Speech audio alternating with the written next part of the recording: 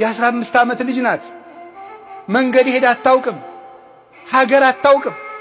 ሴት ናት፣ ልጅ ናት።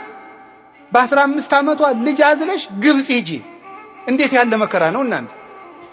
ወደማታውቀው ሀገር መንገድ ሄዳ የማታውቅ ልጅ፣ የአንድ ልጅ እናት፣ እናት አባት የሌላት ወደማታውቀው ሀገር በምንድን ነው የምትሄደው?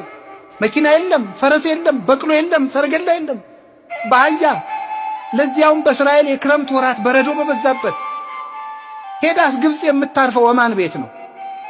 የትም ማረፊያ የሌላት።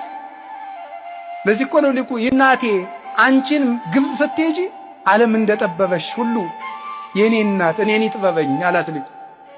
እኔን ዓለም ይጥበበኝ አንቺን እንደጠበበሽ ብሎ ያለቀሰላት ለዚህ ነበረ። እንዲህ ብላ ተቸግራ ሄደች። እሺ 700 ኪሎ ሜትርን በእግርሽ ሂጂ።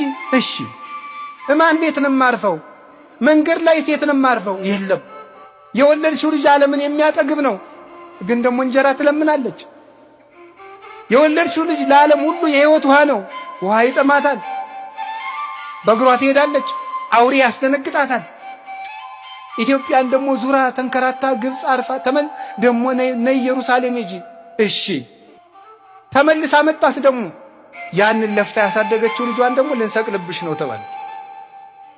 አዝላ ግብጽ ድረስ የተንከረተተችለትን ልጇን ፊት ለፊት አይኗ እያየ ክንድ ሙሉ ችንካር ገብቶበት ተመለከተች።